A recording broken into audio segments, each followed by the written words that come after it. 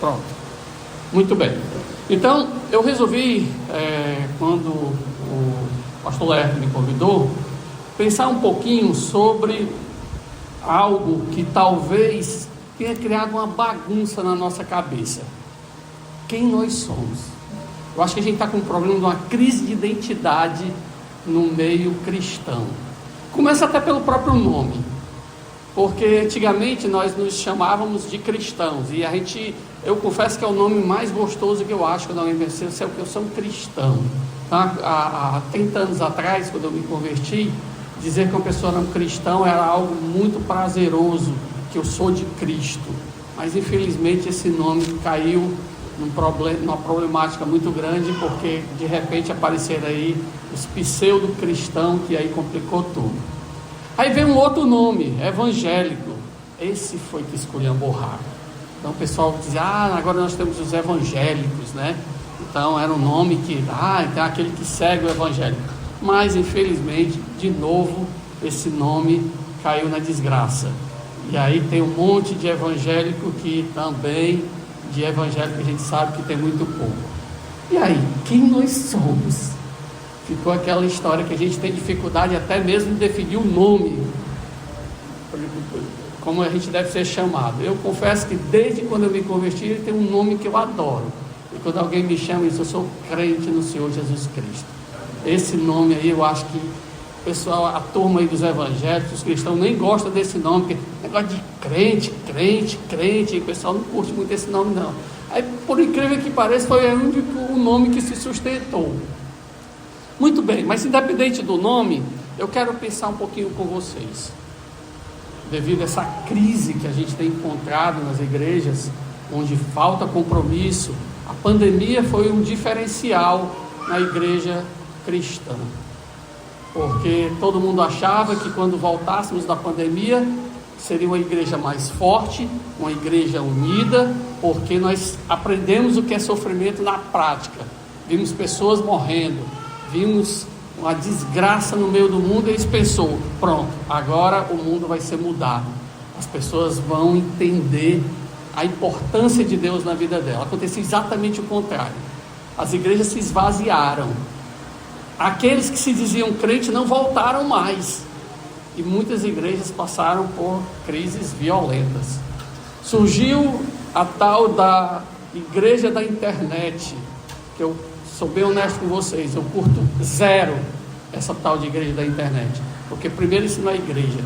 Para mim isso é um arranjo, por sinal muito mal amanhado, para as pessoas assistirem a pregação e acharem que são crentes porque estão assistindo a pregação. E o pessoal esquece isso. Igreja é isso aqui. Igreja somos nós reunidos, feito irmãos, agarrados um no outro, para conhecermos cada vez mais os nossos relacionamentos, as nossas intimidades com Deus. Então começa por aí tudo que nós temos sofrido desde que voltamos da pandemia. E é isso que eu quero pensar com vocês. Quem nós somos?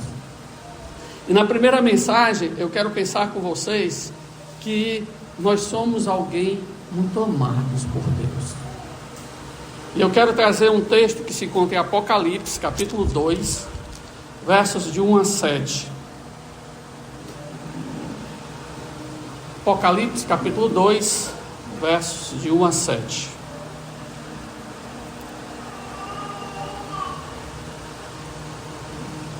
Não chegou lá? Ao anjo da igreja em Éfeso escreve: estas coisas diz aquele que conservou na mão direita as 7 estrelas e que anda no meio dos 7 candeeiros de ouro. Conheço as tuas obras, tanto o teu labor como a tua perseverança, e que não podes suportar homens maus, e que puseste à prova os que a si mesmos se declaram apóstolos e não são, e os achastes mentirosos. E tem perseverança e suportastes prova por causa do meu nome, e não te deixastes esmorecer. Tenho, porém, contra ti que abandonaste o teu primeiro amor. Lembra-te, pois, de onde caíste, arrepende-te e volta à prática das primeiras obras. Senão, venho a ti e moverei o seu lugar, o teu candeeiro, caso não te arrependas. Vamos orar e depois a gente lê o restante do texto. Santo Deus, Pai Todo-Poderoso, obrigado pelo teu amor derramado na vida dos teus servos. Ajuda-me, ó Pai, a transmitir a tua palavra com fidelidade. Filtra aqui o que vem do homem e que teu Santo Espírito possa provar os nossos corações e nos transformar de acordo com a tua verdade soberana. É o que eu te peço no nome do Senhor Jesus Cristo. Amém. Amém. O livro de Apocalipse é um livro que todo crente deveria ler, mas infelizmente a gente às vezes tem medo, porque tem coisas ali muito difíceis, muito complicadas.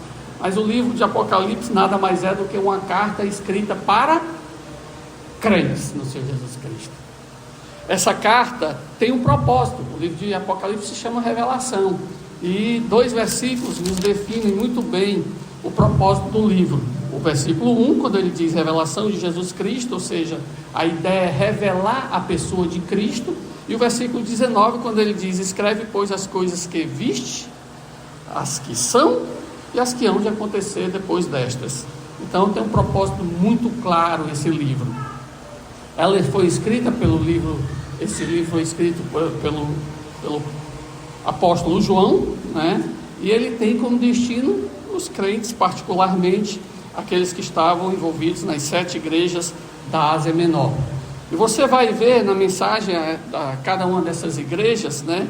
A igreja de Esmirna, uma igreja que sofria perseguição; a igreja de Pérgamo, que era a igreja que precisava se arrepender; a igreja de Tiatira, a igreja que tinha uma falsa profetisa lá; a igreja de Sardes, que é a igreja que tinha meio que adormecido; a igreja de Filadélfia, que era a igreja que tinha sofrido, mas pacientemente; de Laodiceia, que era a igreja que tinha uma fé morna. Você vai ver claramente que essas igrejas nós podemos olhar para dentro dessas mensagens e ver claramente cada um de nós escrito nessas igrejas.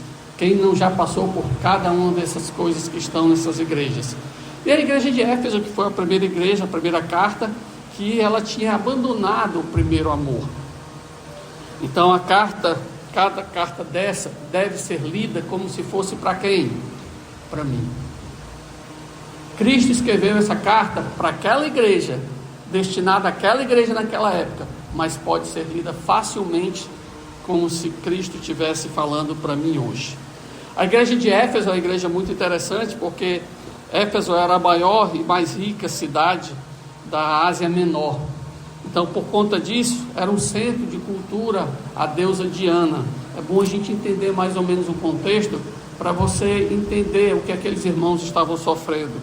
Era uma cidade meio mística, cheia de superstições, e por conta disso, você tem o sofrimento que aquela igreja passou. Paulo visitou essa cidade na segunda viagem missionária, por volta do ano 52 mais ou menos, e passou lá 3 anos. Durante a sua prisão em Roma, Paulo escreveu a carta aos Efésios, agradecendo a Deus o profundo amor que essa igreja tinha.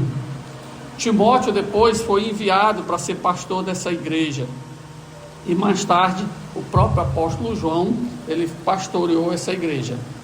Depois agora de 40 anos, essa igreja que tinha sido fundada, ela recebe uma carta de Cristo, mostrando que ela permanecia fiel na doutrina, mas havia se esfriado. Então vamos ver qual foi a mensagem que Cristo enviou para essa igreja. Primeiro ele se apresenta à igreja. Agora fica até meio estranho, né? Cristo precisava se apresentar àquela igreja, mas ele fez questão de se apresentar, e ele disse ao anjo da igreja em Éfeso: escreve, estas coisas diz aquele que conserva na mão direita as 7 estrelas e que anda no meio dos 7 candeeiros de ouro. Será que era necessário Cristo se apresentar à igreja? Claro que não, mas Cristo fez questão de dizer para aquela igreja quem ele era. O anjo aqui mencionado significa o mensageiro. Nós vamos ler lá em Apocalipse 1:20, que seria no caso aí os pastores. Então ele começa dizendo que anda no meio dos 7 candeeiros de ouro. Tanto aos Efésios como os discípulos de outras igrejas precisavam lembrar a presença de Cristo. Nós precisamos entender que Cristo está presente aqui hoje. Ele anda no meio da igreja, observando o procedimento da igreja, vendo o que a igreja anda fazendo e pronto para agir se necessário. Lamentavelmente, estamos perdendo o impacto dessa verdade. Temos a ideia de um Cristo lá no céu. Eu não sei se é porque a gente canta muito hino sobre o céu, o céu, o céu, e acaba que a gente joga Cristo lá para o céu e esquece que Ele está aqui. Mas Ele está aqui hoje. Perdemos o impacto da presença de Cristo no nosso louvor. E por isso que se canta tanto hinos hoje. Aliás, não se canta mais hinos hoje, né? Graças a Deus por chegar aqui e ouvir uns belíssimos tocados e cantados com maestria. Porque infelizmente hoje o que nós temos são músicas aguadas, músicas que podem ser cantadas tanto para Deus, como para uma namorada, como para um amigo.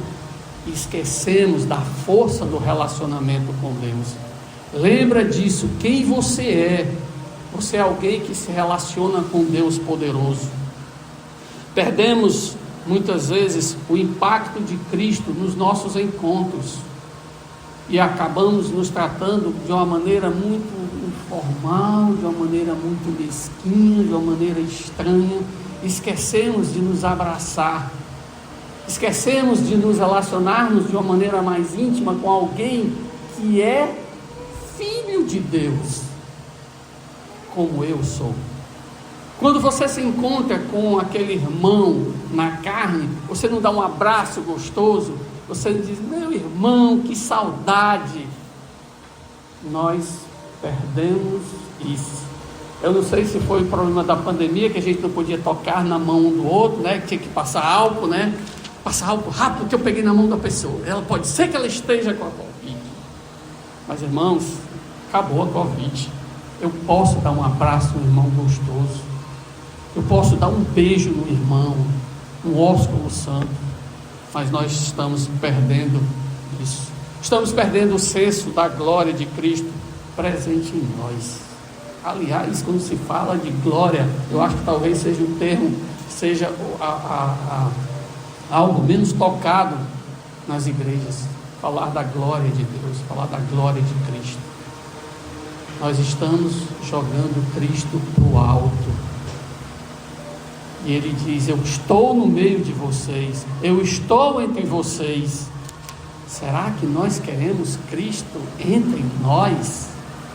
Ou nós preferimos que Ele fique lá em cima? É melhor Ele lá em cima, porque Ele não vê o que a gente está fazendo aqui. Irmãos, não é isso que Ele quer. Ele diz também que conserva na mão direita as 7 estrelas. Essa palavra conservar no original, ela tem uma ideia de segurar com firmeza, ter totalmente nas mãos.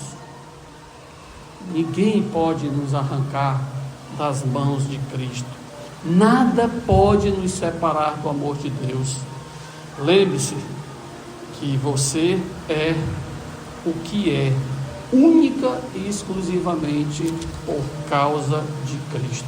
Ah, quer dizer que eu sou um gerente comercial de uma loja importante, né? Não estou falando disso. Ah, eu sou o diretor de uma empresa, né? Não, eu não estou falando disso.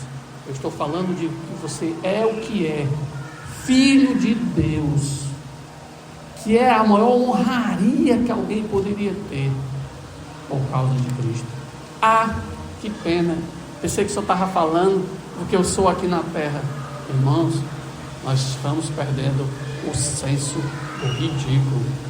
Nós estamos trocando a nossa cidadania no céu pela cidadania aqui na terra. Será que realmente eu sei quem eu sou? Nós, infelizmente, estamos perdendo essa noção. Lembra, se você tem algum dom especial, adivinha quem te deu?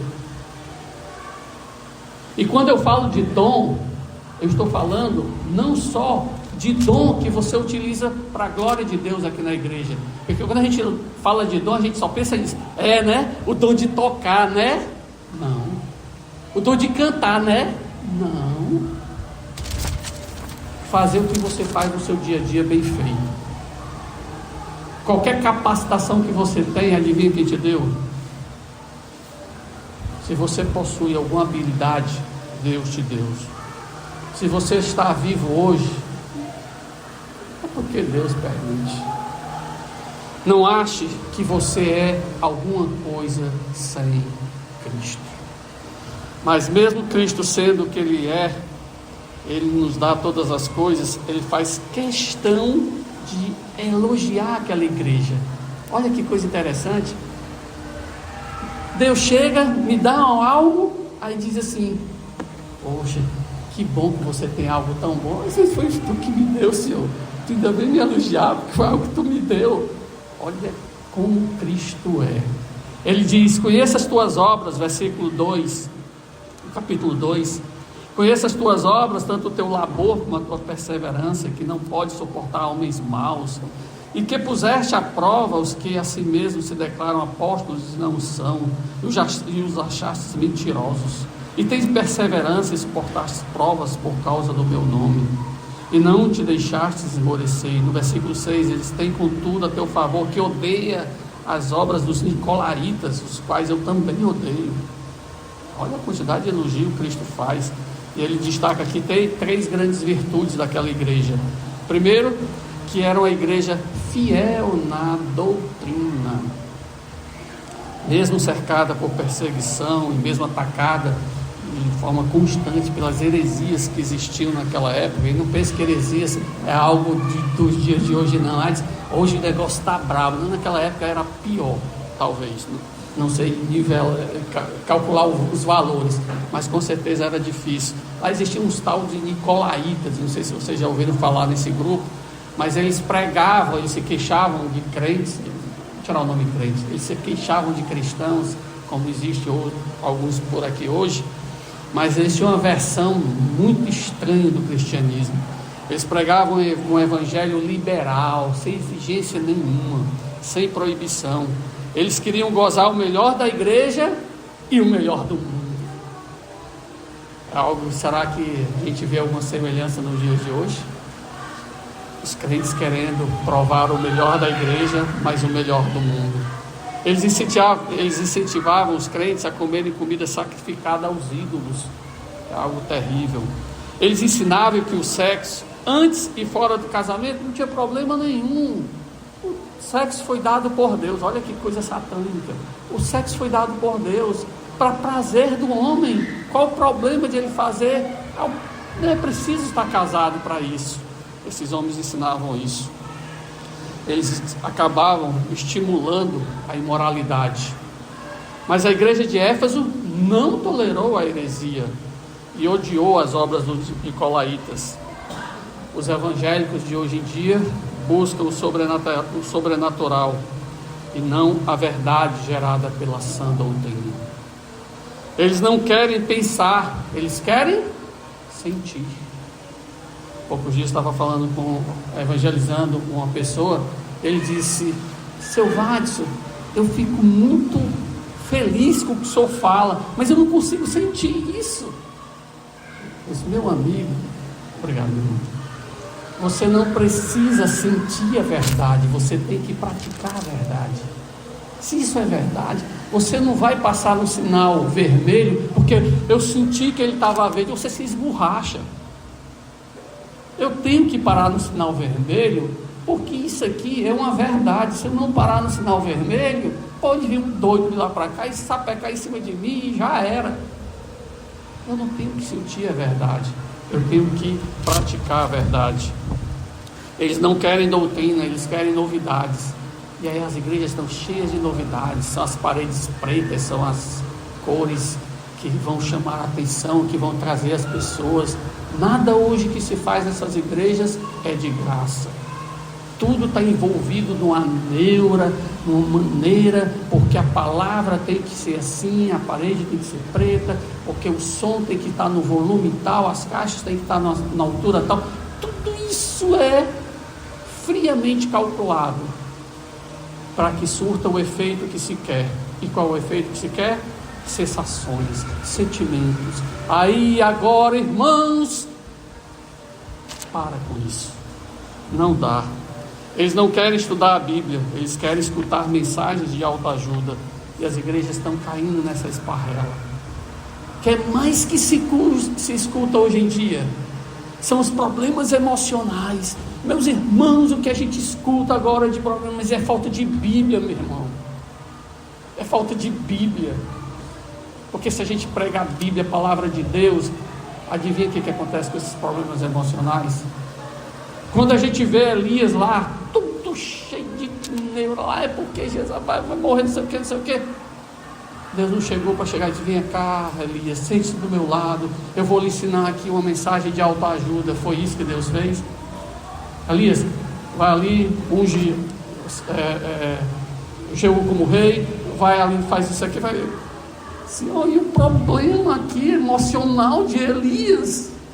Para com isso. Vai estudar a Bíblia, vai ler a Bíblia, vai servir a Deus, vai trabalhar, meu irmão. Para com isso. Chega disso. Eles não querem o evangelho da cruz, eles buscam os milagres. Meu irmão, o milagre é o resultado do evangelho da cruz. Eles não querem Deus, eles querem as bênçãos. E aí eu queria pensar um pouquinho contigo. O que você espera da igreja de Cristo? Aliás, o que é que você quer de Cristo? Você quer as bênçãos? Você quer os milagres? Ou você quer a restauração da sua alma? Irmãos, Deus tem muito mais o que te oferecer. Era uma igreja envolvida com a obra de Deus, e aqui é algo que me chama muita atenção. A igreja de Éfeso não era apenas teórica, ela agia, havia labor, trabalho. Os irmãos lá eram esforçados, os crentes eram engajados, eles não eram meros espectadores. A congregação se envolvia, não era apenas um auditório. Por meio dela, o evangelho se espalhou por toda a Ásia Menor. Que trabalho fantástico fez a igreja de Éfeso. Será que Cristo pode dizer o mesmo a nosso respeito? Poxa, como vocês são trabalhadores. Temos sido uma igreja operosa? Ou deixa tudo nas costas do pastor, que agora vai ter que fazer tudo com o olho só, porque só está um olho aprumado, o outro não está. Então durante a semana se vira, pastor, resolve tudo com o olho só. O problema é teu. Não, meu irmão, o problema é nosso. Você tem sido um ramo frutífero da videira verdadeira? Todo mundo gosta, né? Da imagem lá da videira verdadeira. Nós somos o ramo da videira verdadeira. Então não basta ser só um ramo. A gente tem que produzir fruto. Sabe por quê? Porque se não produzir fruto, o que o viticultor faz? Corta esse ramo. Você tem ideia do que é cortar o ramo? Ah, é, né? Eu vou sofrer. Não, irmão, você vai morrer. O ramo fora da videira, ele morre. Você tem sido um membro dinâmico da sua igreja? Ou você é só um esquentador de banco? Irmão, não foi para isso que Cristo me chamou, não. Porque para esquentar banco, ele tinha dado um clima diferente aqui na igreja para esquentar. Ele precisa muito mais de nós. E era uma igreja perseverante nas tribulações. Ser crente em Éfeso não era ser uma pessoa popularzinha como hoje as pessoas falam, não, tá? Lá ficava um dos maiores centros do culto ao imperador. Você sabe o que significa isso? Você imagina só, tem um presidente e você tem que cultuar aquele presidente. Oh, nosso presidente. Oh, lá vem ele. Oh, todo mundo se ajoelha ao presidente. Não era fácil ser fiel, não. Muitos crentes estavam sendo perseguidos e até mortos. Sabe por quê? Porque quando chegava lá a hora do culto do imperador, não dobravam os joelhos ao imperador. É fácil isso? Você imagina só, chegasse o presidente aqui e você tivesse que se ajoelhar para o presidente. Ah, se ajoelhou, não? Mata esse desgraçado. Não era algo muito fácil, não. Outros estavam sendo perseguidos porque além do imperador que você tinha que adorar, tinha uma tal de deusa Diana. Peraí, mas aí para com isso. Ainda tem a deusa Diana? Não basta só o imperador. Não, tem uma de deusa Diana aqui no meio do caminho. Muito bem, vários estavam sendo perseguidos porque não adoravam a deusa Diana. Ou estavam sendo seduzidos a cair nos falsos ensinos através de falsos apóstolos. Não bastava o governo, não bastava a religião, e agora tinha os irmãos de dentro da igreja que se queixavam de crente, não tinha nada de crente, estavam perseguindo. Já pensou como era fácil viver lá na igreja de Éfeso? Vocês queriam estar lá na igreja de Éfeso? Confesso que eu não queria, não. Queria a distância dessa igreja. Mas aqueles crentes estavam prontos para enfrentar todas as provas por causa de Cristo. Que coisa maravilhosa. Os crentes de hoje em dia estão perdendo a capacidade de sofrer pelo Evangelho. Os crentes hoje preferem ser reconhecidos pelo mundo do que ser reconhecidos no céu. Os crentes perderam a capacidade de denunciar o pecado. Não, porque você sabe, né? Que pecado é um negócio muito relativo. Depende, né? Não. Nós perdemos os valores absolutos e nós estamos com os valores relativos cada vez mais presentes na nossa ponta da língua. Irmãos, espero que a nossa geração não vê, não. A nossa geração, eu acho que vai embora já. Mas a próxima geração talvez tenha dificuldade de dizer o que significa a palavra pecado. Há pouco tempo atrás, eu ouvi de um crente que foi numa determinada igreja, não era aqui, está no Ceará, ele estava lá em Brasília e foi passar alguns meses lá, e ele disse: rapaz, o pastor descobriu uma palavra nova, ó. Qual é? Pecado. Como assim? Porque ele pregou durante meses e meses e não fala de pecado. Quando foi essa semana ele aprendeu essa palavra. Irmãos, não se espantem se a próxima geração desconhecer essa tal de palavra pecado. Pecado, o que é isso, negócio de pecado? Depende, meu irmão. Hoje é assim, né? Depende se é do seu ponto de vista, do meu não. Do meu isso não é pecado. E cada qual com o seu. É interessante que a modernidade tentou colocar a igreja dentro de uma caixa cheia de regrinhas. E a pós-modernidade tirou a igreja de dentro dessa caixa, botou lá fora e disse assim: não, agora nós vamos fazer diferente. Porque botar a igreja dentro da caixa a gente não consegue. A gente vai pegar a igreja, vai tirar ela dentro da caixa e a gente vai dizer assim: tudo pode, meu irmão. E agora depende de cada um de vocês, do seu pensamento, do seu sentimento, das suas emoções. E nós estamos dizendo o quê? Amém, irmão. Para com isso. Nós precisamos entender o que é pecado. Nós precisamos estar mais comprometidos em denunciar o pecado. Mas pastor, é porque é meu amigo, gostando dele, ele vai ficar com raiva de mim. Irmãos, a igreja de Éfeso sofria porque denunciava o pecado, morriam porque denunciava o pecado. Você está pronto para morrer por Cristo? Você está pronto para sofrer? Pois é, perdi a amizade, meu melhor amigo, gostar tanto dele, ir lá em casa, churrasquinho juntos. Pois é, eu fui dizer que o que ele estava fazendo era pecado, ele não quer mais nem olhar na minha cara. Sim, e como é que fica? Eu prefiro não perder um amigo do que denunciar o pecado. Nós, infelizmente, estamos perdendo essa capacidade. Mas Cristo repreendeu essa igreja, uma igreja tão boazinha, né? Tão trabalhadora, mas Cristo tem uma repreensão para ela. No versículo 4 diz: tenho porém contra ti que abandonaste o primeiro amor. Cristo apresenta apenas uma repreensão, mas eu creio que tenha sido uma das mais dolorosas. Abandonaste o teu primeiro amor. Mas o que é o primeiro amor? O próprio Senhor Jesus Cristo responde. Vamos lá para Mateus capítulo 22. Olha Mateus 22. Se vocês não quiserem ir, tá? Deixa que eu vou lá, tá?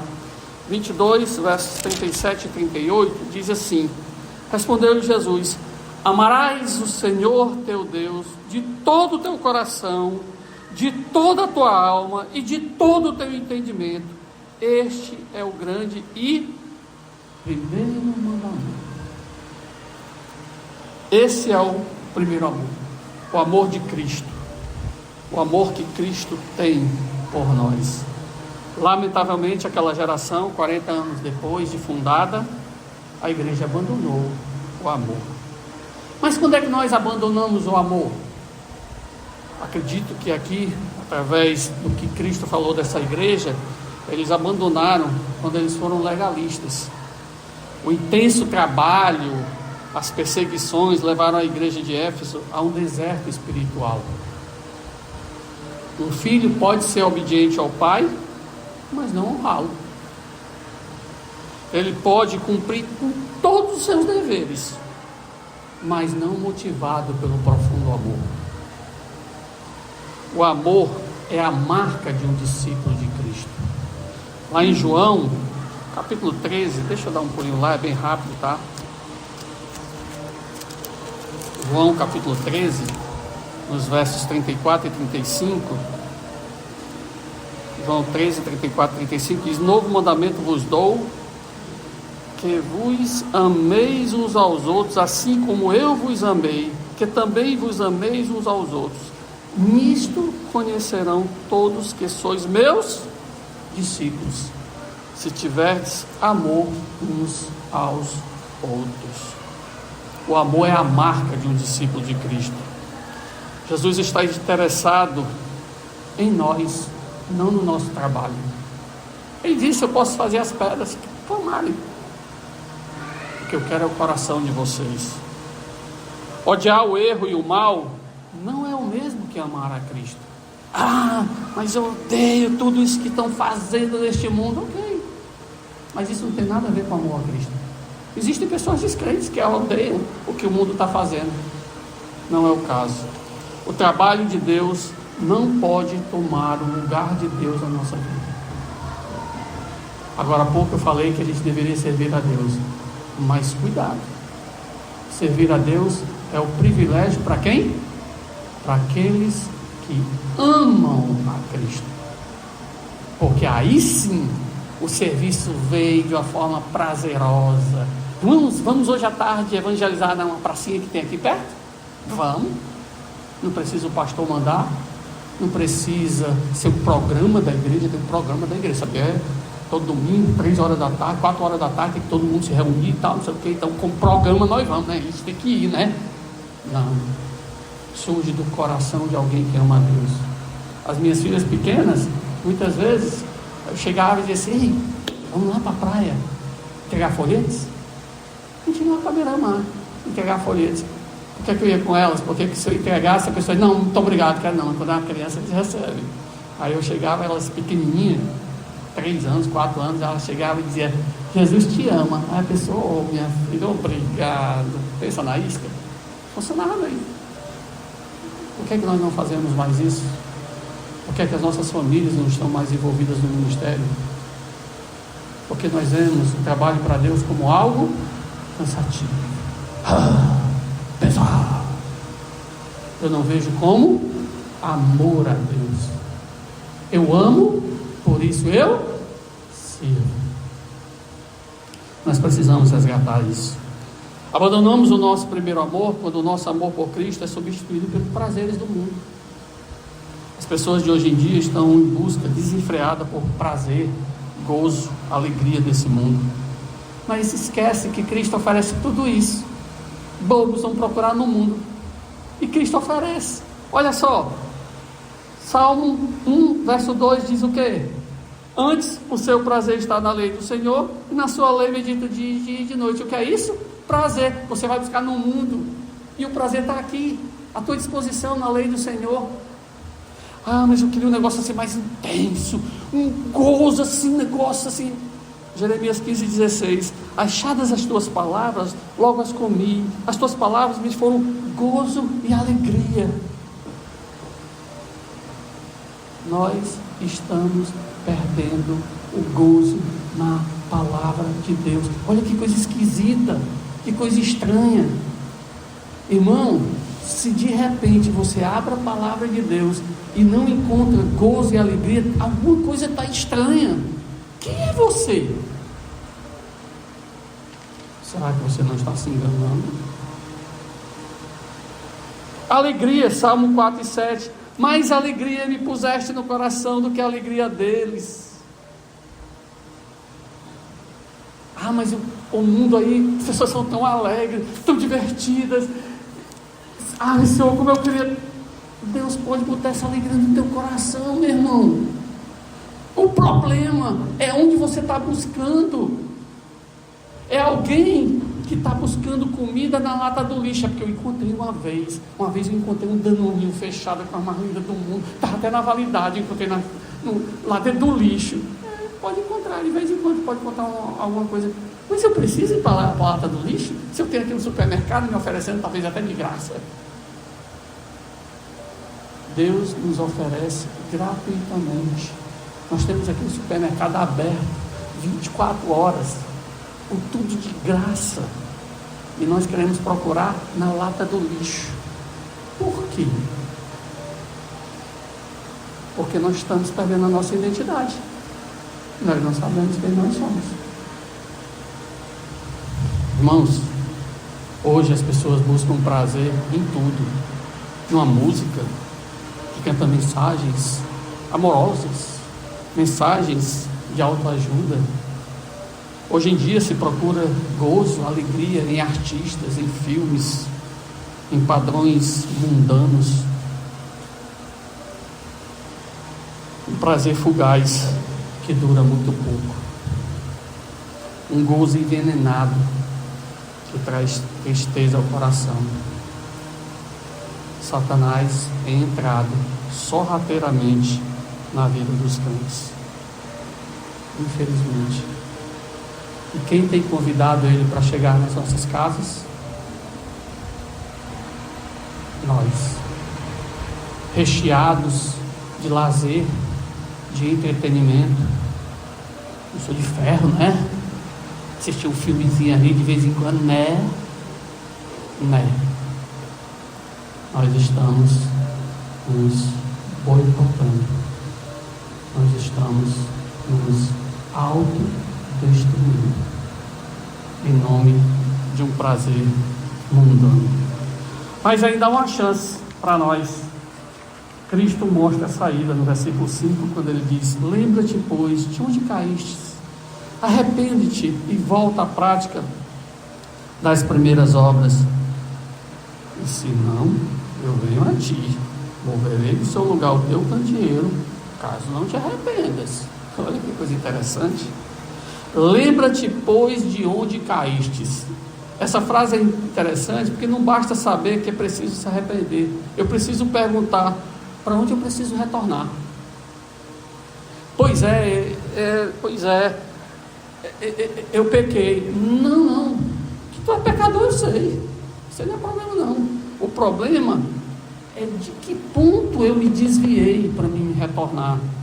O crente não está sendo chamado a relembrar o seu pecado, mas ele está sendo dito: lembra lá da situação que você caiu, mas de onde você caiu. É isso que nós temos que lembrar. Que pecado te fez se abandonar o primeiro amor? Eu tenho que me lembrar disso. Porque nós cometemos o pecado aqui, aí nós ficamos nos martirizando aqui depois, e aí nós queremos tratar o quê? O martírio. Mas eu não me lembro lá de onde eu caí, eu tenho que voltar para aquele ponto. É fundamental que aconteça isso na minha vida. Para quê? E ele diz: arrepende-te, para que eu possa me arrepender. Arrependimento não é emoção. Eu senti que agora eu tenho que me arrepender.